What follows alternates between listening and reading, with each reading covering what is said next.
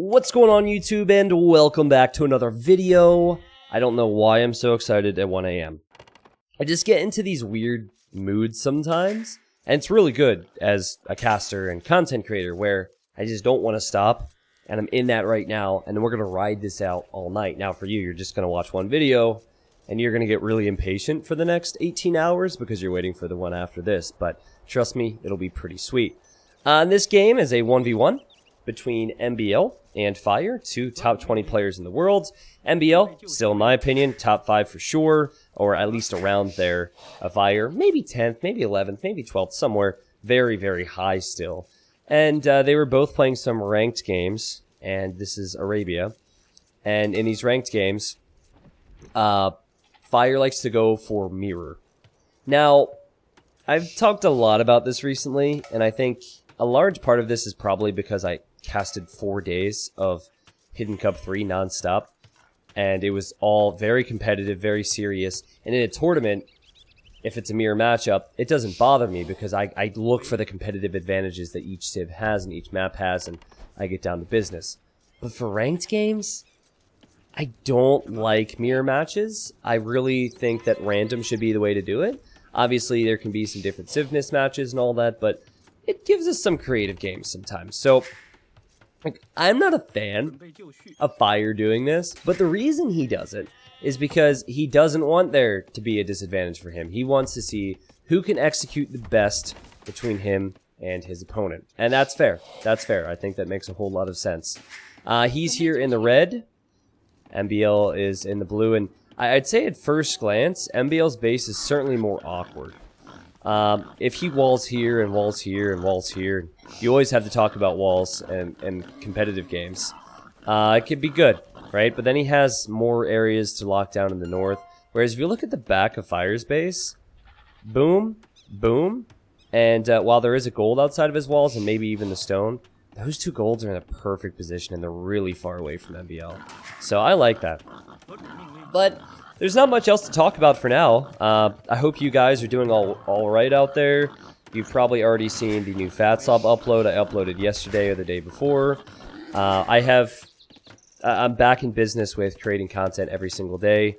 I'm going to be streaming a little bit less this week because there's some big things coming this weekend and the following weekend after that, and I can't talk about that just yet.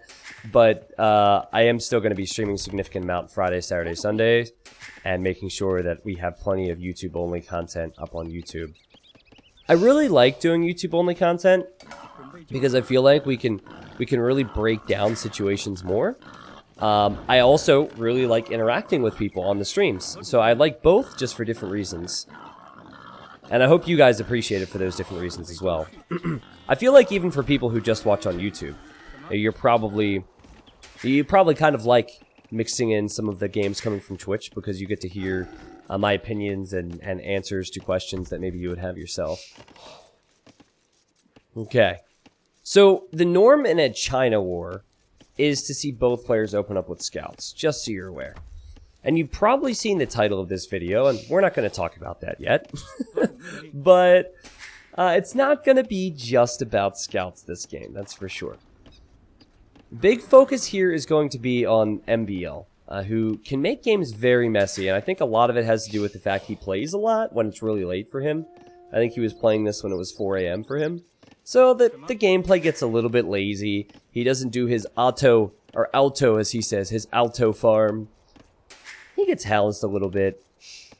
MBL is just so fascinating. It's so funny how messy he can play sometimes, and yet he's still such a good player. Can be infuriating at times in more serious events, I'll tell you that much. But for rated games, he's definitely one of the ones that you'll want to keep watching. Probably some of the best games I've ever cast have been MBL games. But also, I'm a good friend of his, and there might be some bias there. You never know. But here's a question, as they're both on the way to feudal age, very similar uptimes, similar populations. Like I said, yeah, they're good. Would you guys like I'm not sure if it'd be top 20 or top 25 or top 10, but a top Age of Empires 2 games video? Because I've been starting to make a list, and this might take some time, because I really want to make sure I get it right. But I was thinking of making a list of the best competitive games that I have casted. So these would be games that are only on my channel. And so in this video, I rank them, and then I talk about what made the games really impressive, and then I would, of course, link them. I don't know how many people are new, but I imagine for people who don't want to watch all my 1,500 videos, it might be good to do that. I'm going to assume the answer to that's going to be yes, and I'll continue to work on that list. I was also thinking of doing best King Snipe video. I think it suits me, instead of doing top 5 farming civilizations. That's not really my forte, right? We'll stick to games that I cast and games that I've watched. I think that would make more sense. But do you see what I mean about Fire's base? Really easy wall off. He's building the stable there. He's almost fully walled now. Where they're building their stables is actually really close to one another. Really, really close to one another. MBL is making use of the straggler trees.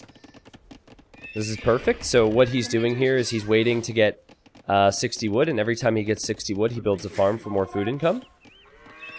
He actually doesn't have the food to produce villagers and a new scout right now. I think Fire, who pushed deer, is going to be better off when it comes to that. Yep. Fire's creating scouts and he's creating villagers, so better start for Fire. Oh, that's not so good for Fire. He loses scout HP there.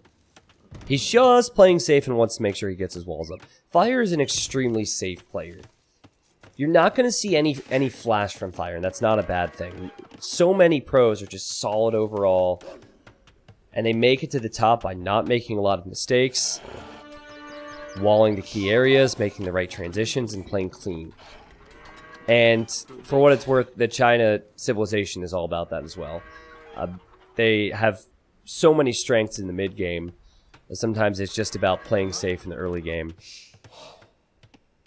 MBL? Is he walling? Is he walling here? He hasn't walled. No, I think there's a gap there. Not really walling at all. His opponent's full walled, and this is not easy to deal with, because now Fire, he knows he can send his scouts out and try and get to MBL's base to pick off villagers. So MBL's going to make it difficult for himself, which is really going to build it up nicely, because we are going to be talking a lot about how he plays this game here. Now, if MBL is going to go into defensive spears, or he's not going to have a lot of scouts added, the correct approach for Fire would normally be to make it archer range, and transition into archers. But the crazy thing about a Chinese war is that you can do everything. You can go into crossbows in Castle Age, and then arbalest in the Imperial Age, or you can go full knights into Cavalier, full camels into heavy camel.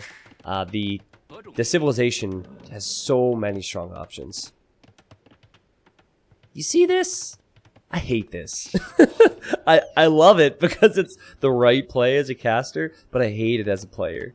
Because you're protecting your gold, your opponent's full walled, and then Fire just goes the sneaky way. The sneaky way around. Not sure if MBL spotted that or what. Fire's Spearman ran into the town center there. That was actually a nifty move from MBL. He stopped and received a hit, but he just wanted his town center to finish off the spear. And those two scouts should do the job. Boom. Well done. And he's just looking at this point. He knows Fire. Is Fire looking? Yo, Fire! Guys, Fire didn't see any trees being chopped. That's funny. I thought Fire could have at least tried to go in there. And here he could have sniped a Vil, but okay. Well, he stopped scout production now, and he's making the archer ranges. Again, very clean, crisp build from Fire. More food in the bank right now. Just slightly better. I say this about mirror matchups a lot. It comes down to the small things. Slightly faster archers, slightly faster castle time, all that good stuff. I feel like MBL knows that walling this further is risky. So he's just leaving it there. He is going to have to wall a bit. I hate these walls. I really think walling here to here would be smarter. But there's also more resources invested into that, and that villager needs to get back to work for him. And he's just going to make an archer switch as well.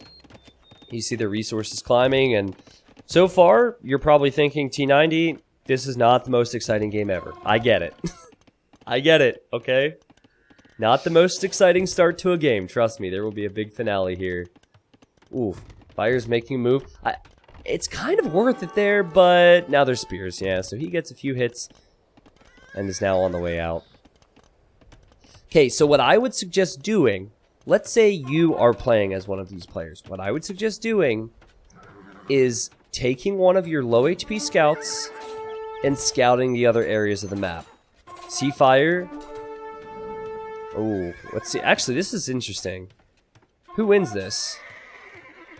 Okay, so Fire has some low HP scouts. I would scout the other areas of the map. Actually, you could say that Fire should try and confirm what MBL is doing.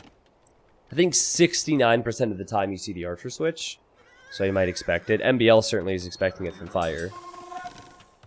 But yeah, just scout for the extra gold, scout for the extra resources. And one thing I want you to pay attention to as this game goes on are those extra resources. This 4-tile gold, that's MBL's.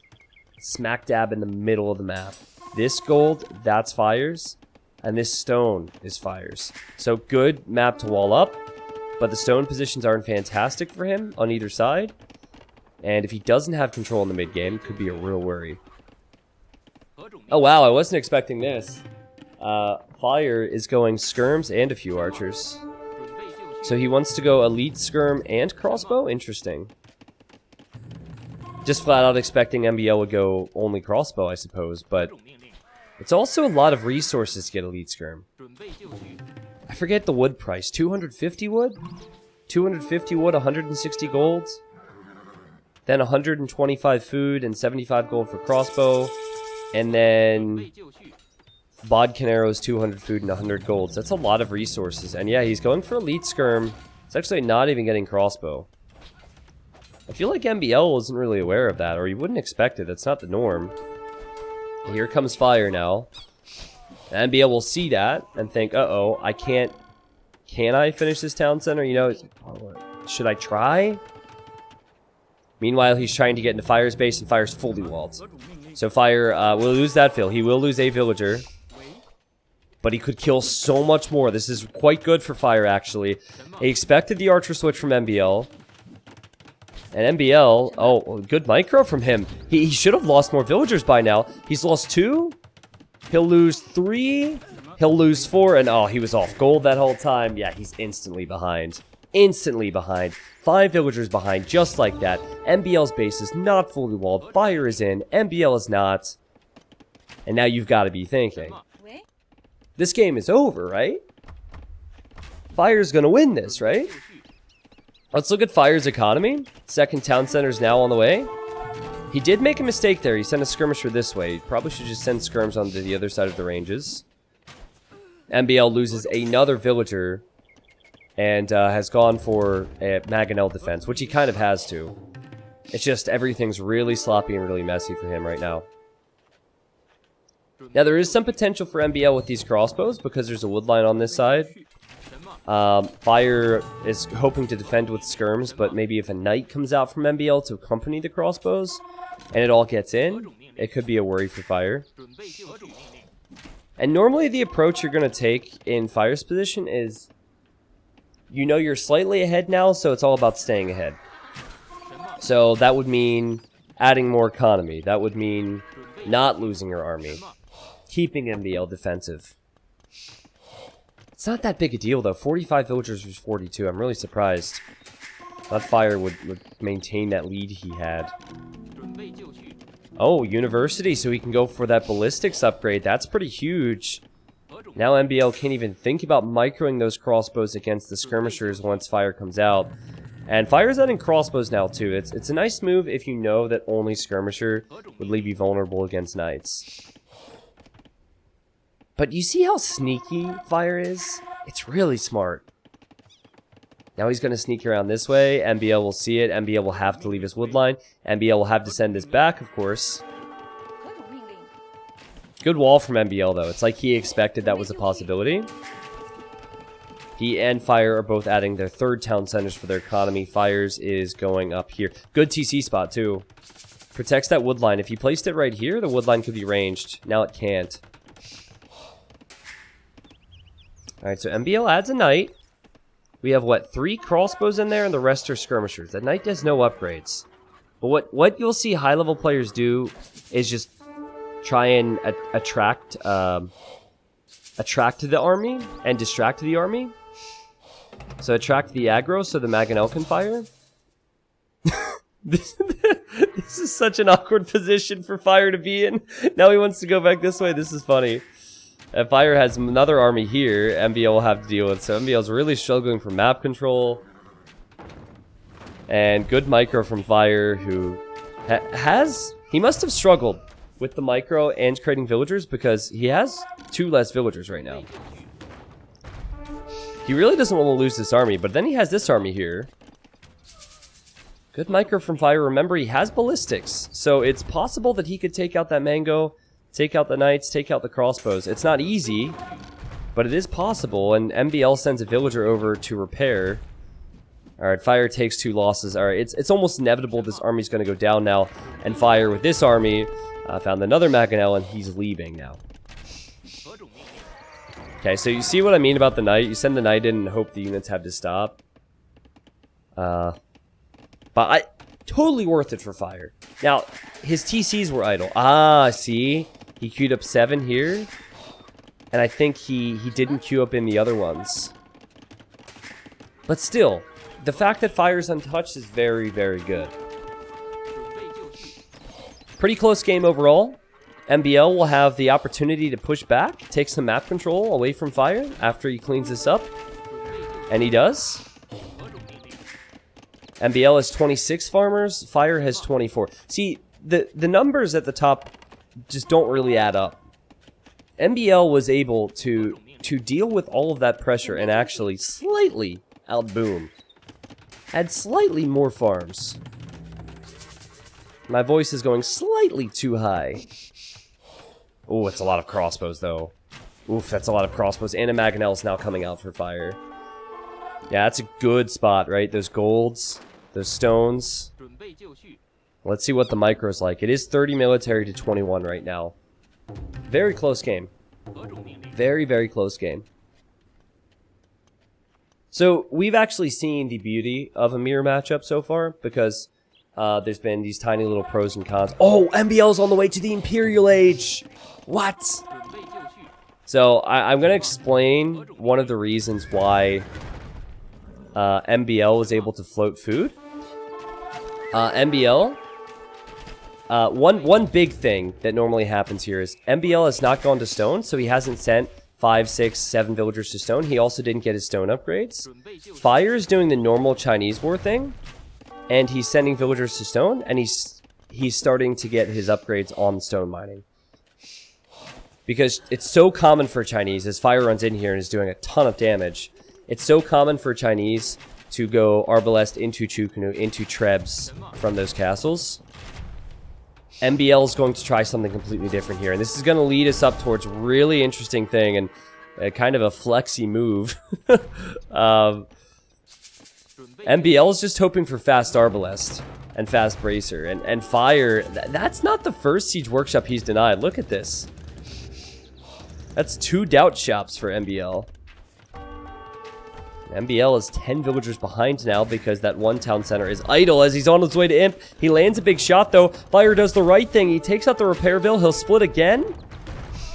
Yeah, good split, and he should take that out, no problem. MBL did more damage than Fire would have wanted there. Oh, and then over here, both players lost units. But just great pressure from Fire right now.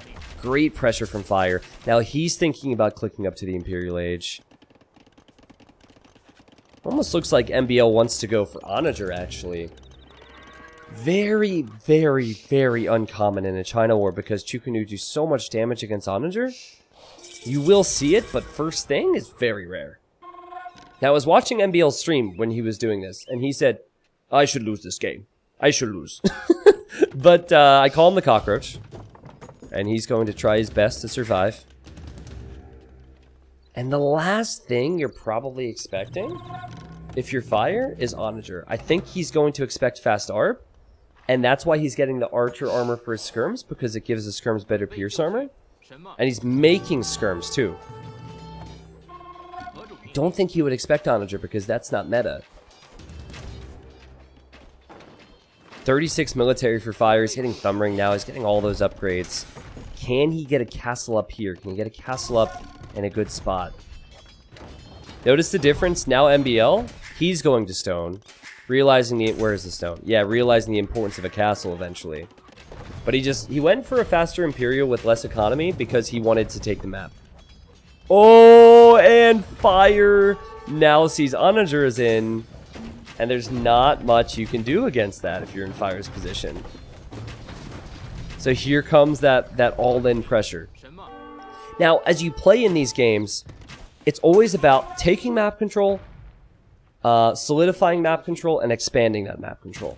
So what I mean by that is, as MBL takes these golds away, what you normally see is a castle here, then a castle on this hill, then a castle on this hill. And you expand it and hold the map. For Fire, that would be a castle on this hill, a castle here, right? And Fire, unfortunately for him, he's building this castle further back than he would have wanted, because he's building a castle just out of necessity for a castle. It's not protecting a resource that's not already protected. So it really has been a pretty sick push from MBL. The Onagers were definitely the trick, so much so Fire's actually researching guard towers. So that's stone he's putting in to towers now instead of castles. But you saw the title of the video, and I believe it was Viper who did it the first time. I think Viper might have done it against Hera in a Nomad game just the other day. And MBL used to always do this thing called the Outpost Rush, where it was a bit of a flex where he knows he's way ahead. And so he starts to build outposts in front of you, which is a waste of stone, right? MBL says, no, I like this now. I like this thing now, but hey, let's not get ahead of ourselves. Fire has more population. Fire has more eco. He has a lot more idols, but he has more economy. He also has a nice little raiding army in here, though MBL has Onagers defending. Look at the difference in the amount of walls that they went for. The Fire went for so many more walls. My opinion had the better map. MBL's pressure is just relentless. He took out that town center. Still has Onagers around. Now, if you're getting Onager pushed, going guard tower is a great idea. Guard tower will have the range to deal with it, and it kind of stalls that push out. Oh no, the arms got flattened back here! And if it wasn't 1 AM, I would totally go back and recast this so I could show how non-blind I am. I'm sorry. I mean, I knew it was going to happen at some point. I just had other things to talk about. Why is MBL rolling around with an Onager in the south? Is he really scouting the map with an Onager? What? He's scouting the map with an Onager. That is the most expensive and the slowest scout you could make. But okay. See, Fire's still struggling with the Onager choice. He continues to try and send knights out here to pick them off, but MBL now has Arbs protecting it, so... Yeah, see, the knights have 1 armor upgrade, and he lost, well, 4 knights in the last couple moments. But that's actually decent because the skirms are here now. So the skirms can get some hits in on the Arbalest. Forward skirms again for Fire. Hoping to raid. There is an Onager there for MBL. Onager's protecting that stone, I guess. 140 population for both, but that fast Imperial just did so many good things for MBL. He has so much control. And so he's beginning to bank up stone. Now, yeah, you can tell it's 4 AM because he misclicked his stone, so he's sending them idle. But what you would normally do, if it was the $10 billion tournament I'm going to announce next week, finals, he would build a castle here. He would build a castle here. He'd build castles on hills. He'd take position. All the things I mentioned earlier. By the way, it's not going to be 10 billion, sorry. Big hits for MBL's Onagers. He's still saving stone. He saw that Fire was going to make a switch into either cavalry or light cav. Chukunu are really good against that. Why isn't he building a castle? Wait a second, he's getting bombard tower? He might be a little bit overconfident right now that he's going to win this game. Now, bombard tower is incredible for 2 things. one, holding map control, but two, also saying, resign, my friend. I've got this one. Bombard tower, bombard tower, bombard tower, bombard tower. MBL is so known for this with Chinese, even in like more serious situations. Look, tower, tower, tower, bombard towers. Another bombard tower he wants to build. If you didn't see Hidden Cup 2, you probably don't know, but it was one of the semifinals. Spoilers, sorry. Maybe just mute or skip ahead 10 seconds, but it was MBL against the Viper in one of the semifinals. And everyone thought it could be Leary. Even Viper thought it could be Leary as MBL. And then it was Chinese game 1, and the Bombard Towers came out, and everyone said, okay, this is MBL confirmed. Well, he's towering a lot of wood lines. Like, Fire is very much pushed into this back corner. Has an extra gold back there, which is nice. But he can't take his stone, he can't take this gold.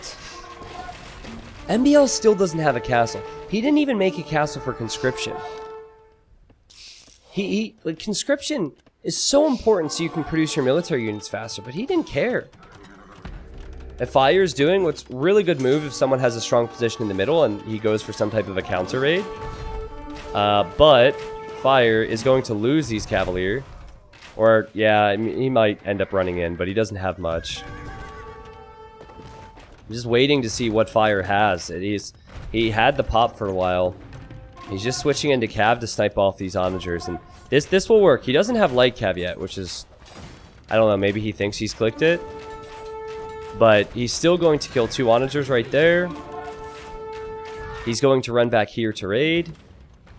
But MBL continues to build towers.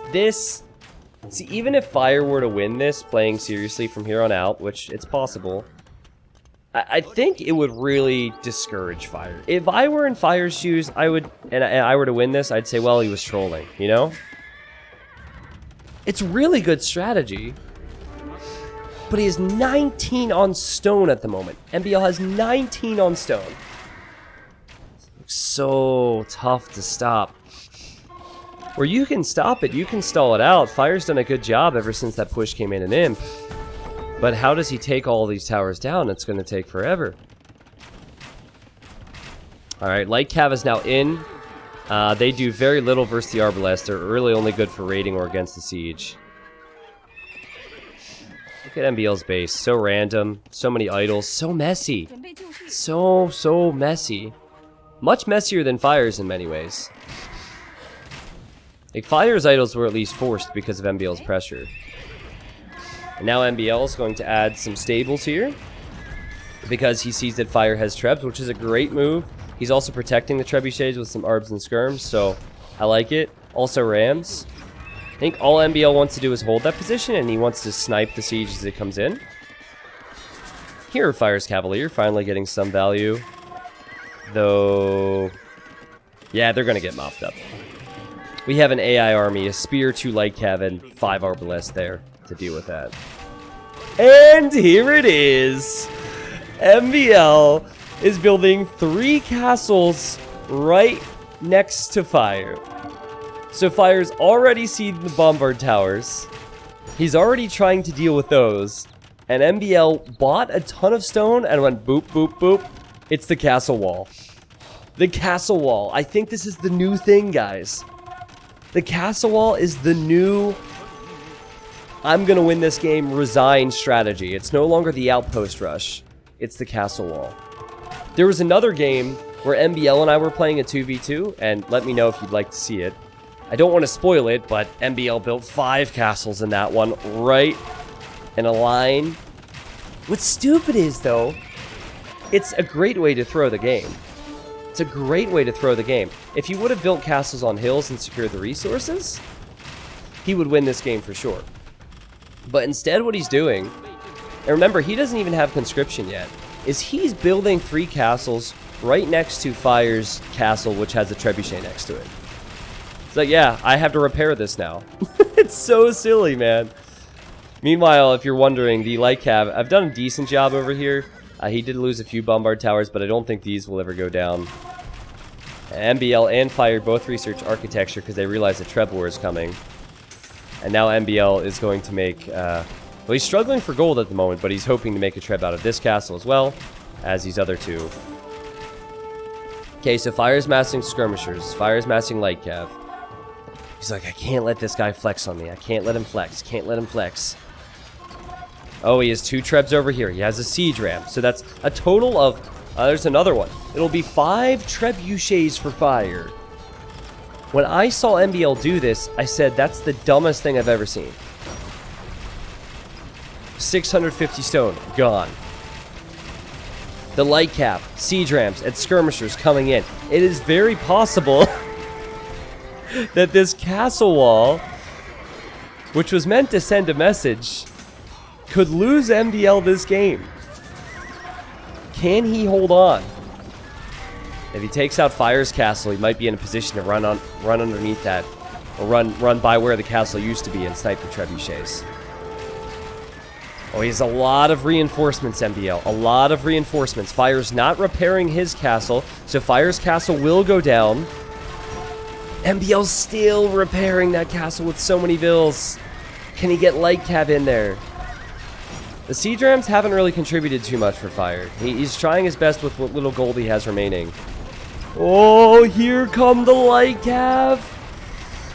I think this castle has to go down for MBL. He loses 2 out of the 3 in that wall.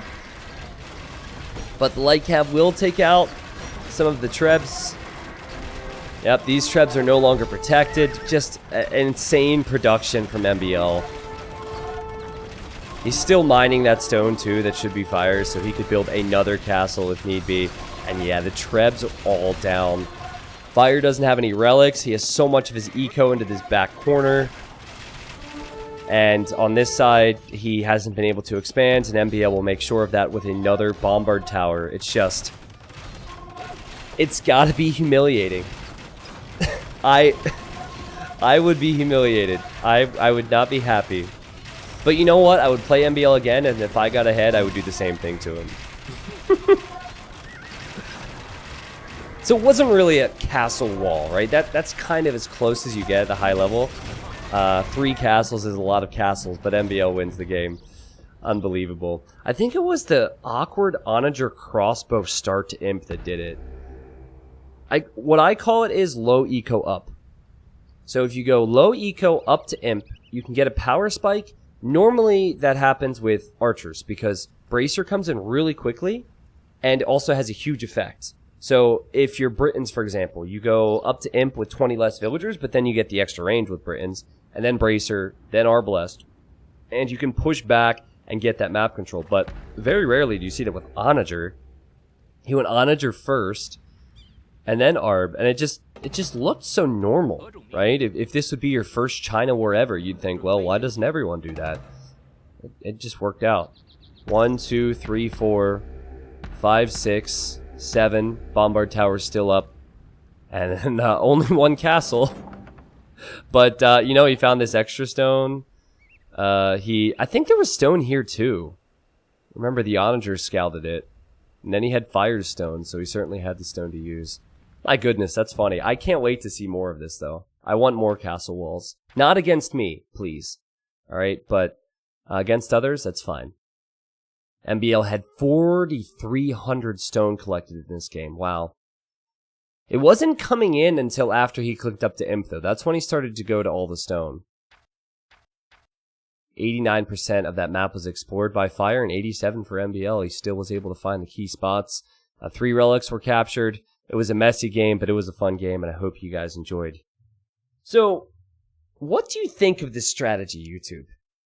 Is it too much? Is it too much disrespect, or is it just enough? Let me know in the comments. See you next time.